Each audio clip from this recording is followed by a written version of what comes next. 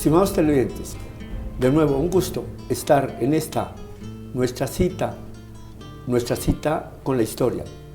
En este programa que Teleamiga que hoy ha querido llevar adelante para que tengamos esa conexión con nuestro pasado y poder así conocer, como buscaremos hacerlo hoy, de personajes y acciones tan importantes en esta construcción de nación. Y para ello contamos hoy con Cristina Maya para abordar sobre un personaje muy desconocido de seguro para todos, que es Ezequiel Uricochea. Bienvenida, María Cristina. Encantada, mucho gusto, encantada de estar en esta cita con la historia. Bueno, llévanos entonces a este personaje que, como vamos a ver, resulta fascinante. ¿Qué podríamos decir en primer momento de Ezequiel Uricochea? Ubícanos pues en su vida. Perfectamente, sí, Ezequiel Uricochea viene de una familia de origen vasco, establecida en la Nueva Granada en el siglo XVIII, es familia de terratenientes y desde el primer momento manifiesta, que esto es muy importante, un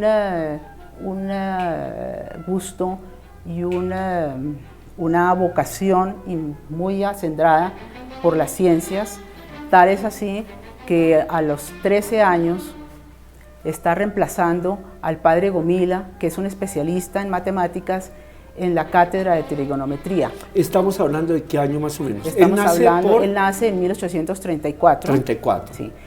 Estudia inicialmente con los jesuitas, allí se forma como con el padre Gomila, y como te decía, reemplaza al padre Gomila en la cátedra de trigonometría. Después pasa a San Bartolomé. Los estudios de literatura y de filosofía eran muy importantes en ese entonces, él los estudia, y después su hermano Sabas, que es el mayor, tiene alrededor de unos 20 años, hay que tener en cuenta que Ezequiel quedó huérfano a muy pronta edad, huérfano de padre y madre, entonces Sabas se encarga de hacer una tutorial, pues, o de servir de tutor a toda su familia, a todos sus hermanos. Descubre entonces ese gran genio en don Ezequiel y lo envía al Yale College, donde estudia, sigue sus estudios de filosofía y estudia también mineralogía y publica ya unos trabajos en el New Herald de Nueva York. Pero hasta ahí podríamos decir que ese poder estudiar en el exterior, ese poderse educar antes aquí, como lo hizo con los jesuitas, pues diríamos que fue favorecido por esa condición de descendiente de una familia pudiente. Es descendiente de una familia muy pudiente, obviamente son los dueños nada menos que de la hacienda Canoas, que era una hacienda en Soacha de las más espectaculares de la época, aunque con la Guerra de los Supremos ellos pierden parte de ese patrimonio. De todas maneras, Sabas, que es como te digo, el tutor, puede enviarlo a Yale College, donde él también... El haber quedado huérfano no quedó desamparado. No quedó desamparado porque el hermano lo encausa muy bien encausado, porque conoce sus dotes como científico, ¿no? Prematuramente, y entonces, como te digo, en el Yale College estudia mineralogía, que era parte de lo que se llamaba la liberal arts, ¿no? Artes liberales. Sí.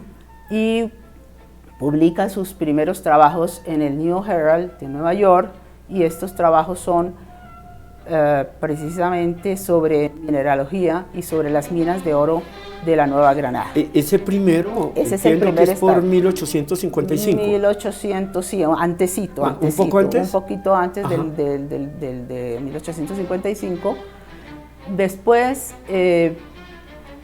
por la insinuación de Humboldt, sí, de quien se hace amigo, o Humboldt tiene noticias de él, pasa a la Universidad de Göttingen, en Alemania, sí, y allí también pues sigue haciendo estudios de astronomía, de mineralogía, y también estudios sobre las cuestiones indígenas que van a ser una de las líneas más importantes de su interés, pues tanto es así que estudia, por ejemplo, las producciones de la orfebrería de los indígenas y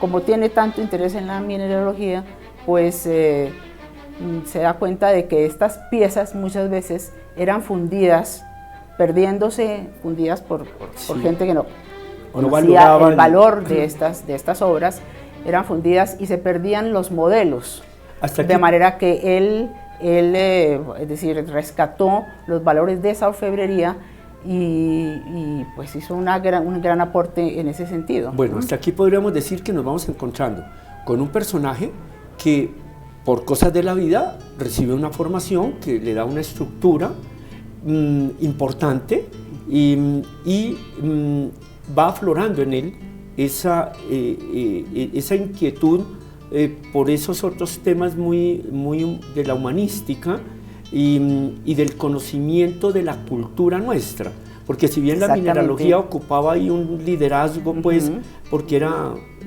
de esos momentos en que se le daba la importancia por la extracción de metales y para poder impulsar el país basado en estas exportaciones y demás.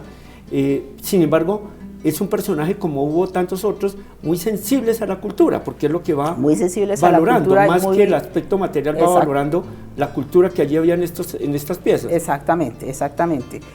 Pero también está muy interesado en el lenguaje de los indígenas, en las lenguas indígenas, y como tal, publica unos 25 volúmenes de estudios sobre las lenguas de las diferentes tribus indígenas, entre ellas la Páez, la Guajira y la Chibcha, ¿no? la Muisca, ¿no? Bueno, al hablar de lenguas, no puedo dejar de preguntarte aquí, abrir un pequeño paréntesis y preguntarte, siendo que Cristina Amaya pertenece a la Academia Colombiana de la Lengua, que es poeta, que es ensayista, bueno, ¿de dónde surge el interés para centrar la atención en un personaje como Ezequiel Uricochea? Pues mira, Ezequiel Uricochea, pues yo creo que a cualquier persona que lo conozca a fondo, que conozca su gran capacidad intelectual, su gran amor por la cultura, su gran amor por el saber, pues tiene que causarle admiración. Pero yo ya conocía a don Ezequiel Uricochea a través de José María Vergara y Vergara, porque se puede hacer un paralelo entre los dos. Juntos estudiaron, fueron filólogos y lingüistas importantes y colaboraron pues mutuamente con estas publicaciones sobre las cuestiones indígenas, ¿no? No, ahí tuvo que haber recibido una influencia muy grande de José María Vergara y Vergara. Y entonces vamos a tomarnos una tacita de algo. Ese algo, ¿cuál podrá ser? Ya lo diremos al volver después de esta pequeña pausa.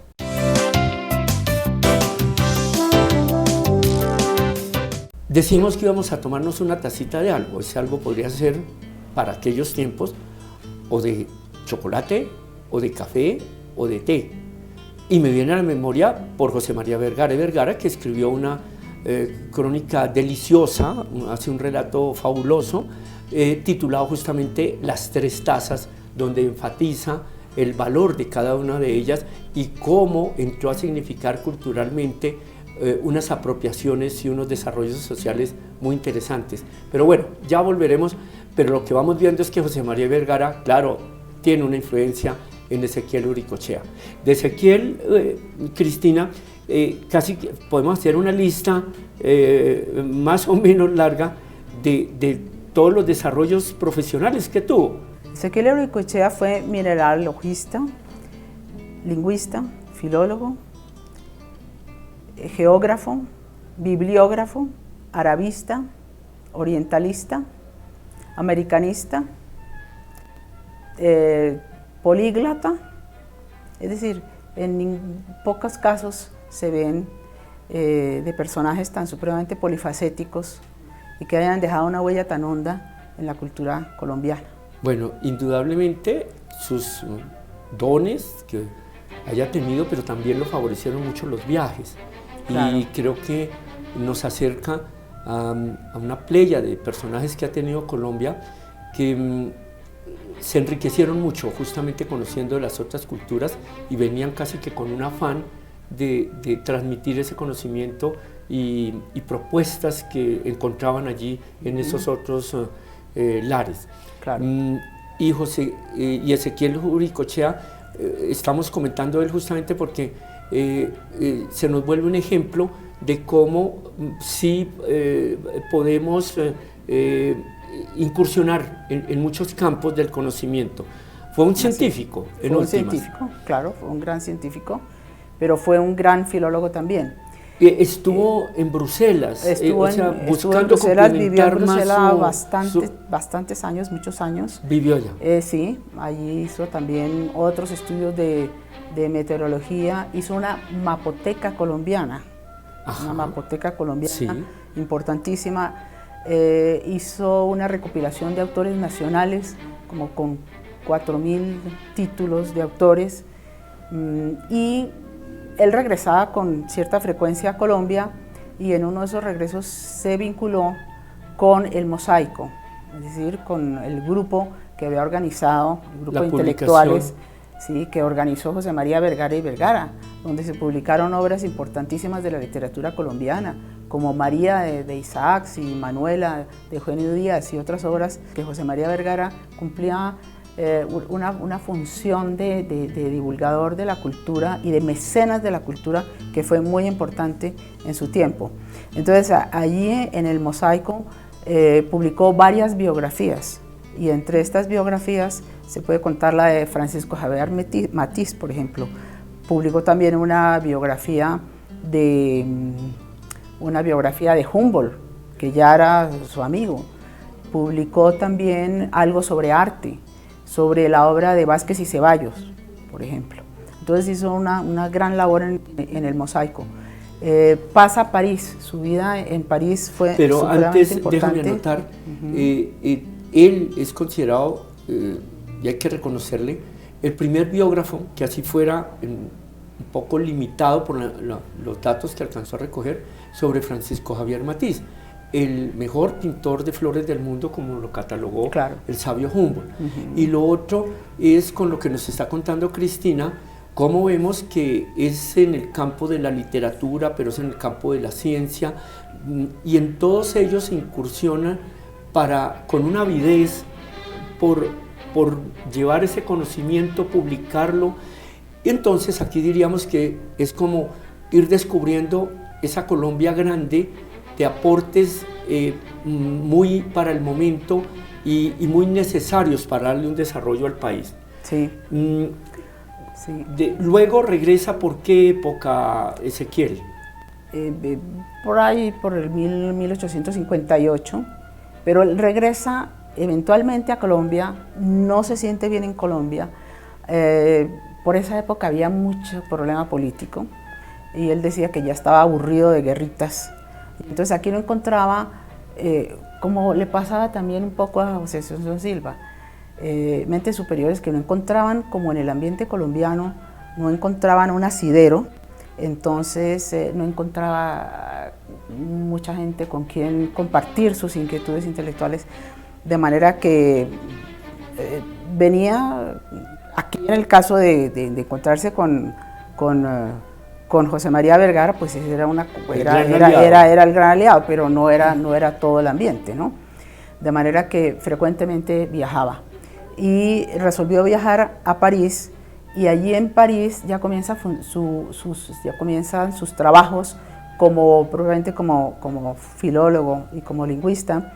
Se conoce con Cuervo, que vivía en París por ese entonces, y comienza una actividad muy importante en el campo de la lingüística.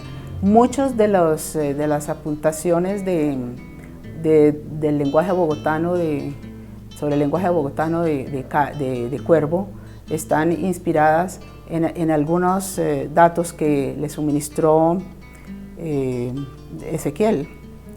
Y hay que notar una cosa que no lo dije anteriormente, y es que inicialmente, cuando muy niño, estudia en el colegio de Ulpiano González, que es un filólogo también importante para la época, y escribió una gramática de corrección sobre el lenguaje español. A muy temprana edad, sí, ¿no? a muy temprana edad. Y esta gramática de corrección del español le sirvió a Cuervo para sus apuntaciones críticas. Esto no lo conoce mucho. Ulpiano era un personaje muy importante, también fue maestro de José María Vergara y Vergara, maestro y tutor de varios personajes muy importantes. Vemos cómo un personaje como estos combina mucho las habilidades, diríamos, termina siendo polifacético, y hay una constante, sí, que es el sentimiento por la cultura en todos sus aspectos, y ahí es donde está ese inconformismo cuando no hay una atmósfera, como nos decía Cristina, o un grupo con quienes interactuar para poder agitar sus ideas, sus aportes, y poderlos llevar a la comunidad y ser útil. Sí. Ahí es donde encontramos en Ezequiel Uricochea ese gran ejemplo, y ya volvemos a seguir hablando sobre él.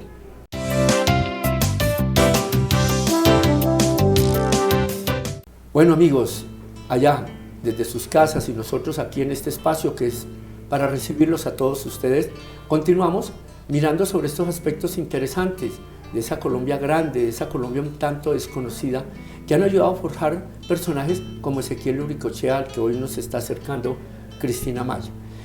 Bien, volviendo sobre él, Cristina, ¿qué otros aspectos podríamos destacar de esas investigaciones que él hizo, de todas aquellas inquietudes en el campo de la lingüística y demás? En el campo de la lingüística, sí. Hizo un diccionario fonético de la lengua castellana, y una cosa muy importante es que incorporó a la gramática de la lengua, o al diccionario más bien de la Academia de la Lengua, 58 palabras del Quijote que no estaban recogidas. Eso fue un aporte bien interesante. Y como orientalista y arabista que fue, estudió el árabe lo mismo que Cuervo. Cuervo también era formado en el estudio, se formó en el estudio del árabe, y dictó sus clases de árabe en la Universidad Libre de Bruselas. Eso fue lo más importante, con una nómina de 200 alumnos. Bueno, a ver, aquí hay dos aspectos que debemos remarcar, ¿no? Que ustedes dirán, ¿cómo así? Unas palabras que no. Claro, estaba el diccionario de la Real Academia, pero el Quijote, en toda su narrativa, plasma allí, como nos ha dicho Cristina, 58 palabras que no estaban en el diccionario. Entonces, es todo un trabajo encontrar en esa obra tan extensa justo esos términos y hacerlos valer ante la academia. Claro. Y eso viene a hacerlo un colombiano. Sí. Y este otro aspecto, no, ahí dicho por Cristina suena como casi que natural. No, es que como un colombiano va a dar clases de árabe. Es impresionante, es impresionante. Solo por ser una mente es una mente privilegiada. Él habla en su correspondencia con Cuervo sobre las dificultades del aprendizaje del árabe. Es una de las lenguas más complicadas porque la misma palabra puede tener varios significados. Claro. Entonces eso fue un quebradero de cabeza terrible para Ezequiel, y me imagino yo que para Cuervo y a todos los que han estudiado el árabe. Pero era tal su sentido de decir, su capacidad de concentración, y tantas sus deseos de saber y sus curiosidades intelectuales, que se dedicó al estudio del árabe, que minó prácticamente su salud. Era un hombre supremamente joven. Porque en el castellano...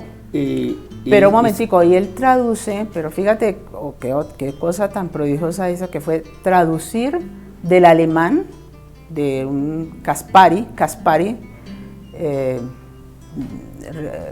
publicó esta gramática árabe, sí. y Ezequiel Uricochea traduce del árabe al francés para que puedan estudiar sus alumnos en Bruselas. Eso refleja que es un trabajo profundo, es un trabajo profundo, que iba a notar ahora cómo pues es ampliamente reconocido la influencia del árabe en el castellano.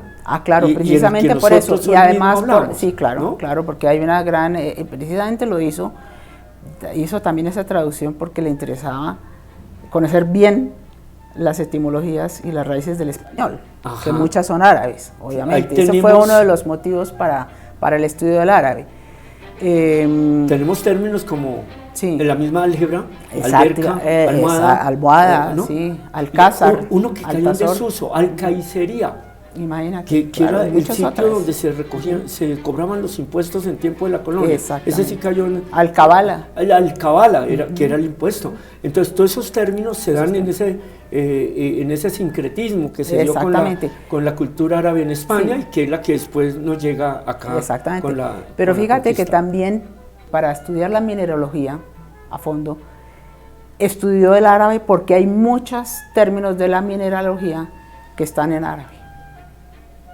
Bueno, entonces imagínate. Es supremamente interesante, amigos, como un personaje que entrega su vida a indagar, a profundizar en uno y otro conocimiento, y busca fuera de eso difundirlo. Es otro aspecto que siempre nos debe cuestionar, ¿no? Lo que estoy aprendiendo, lo que sé, bueno, ¿para quedarme con ello o cómo para llevarlo a la comunidad y ayudar a engrandecer a toda mi sociedad?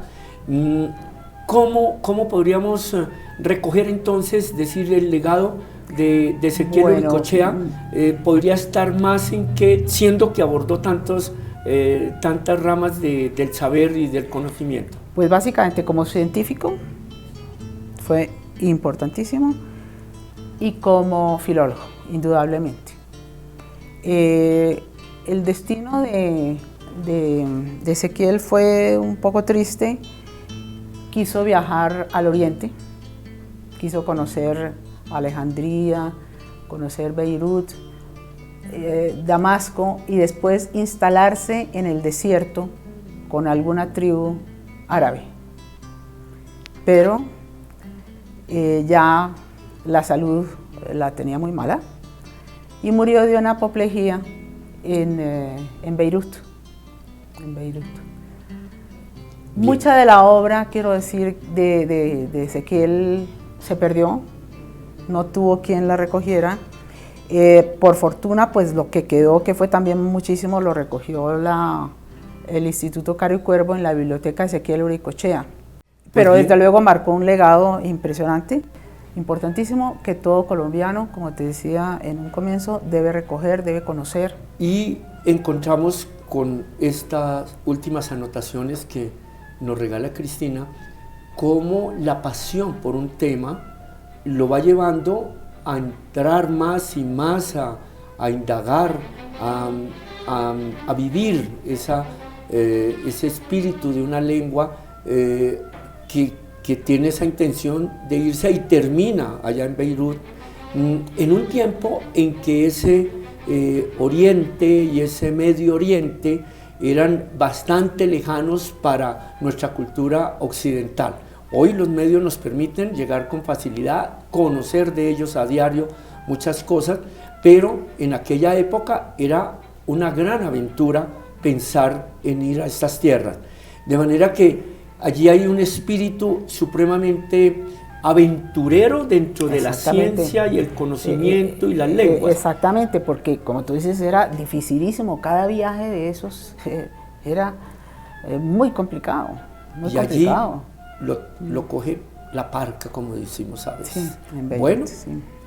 Cristina, mil gracias por permitirnos acercarnos, como suelo decir, en este caso, a un personaje realmente encantador, no deja de cuestionar las vicisitudes que de todas formas afrontó, que referíamos no al comienzo, así hubieran faltado sus padres, tienen los medios para formarse, pero luego es la pasión por el conocimiento la que lo lleva a tantos lugares, y cuando los personajes de esta época viajan a tantos lados demás, después se hace, como nos refiere ella, difícil recoger la obra, y eso es lo que un investigador va haciendo, y ahí está uno de los aportes que justamente Cristina está adelantando desde su labor allí en la Academia Colombiana de la Lengua.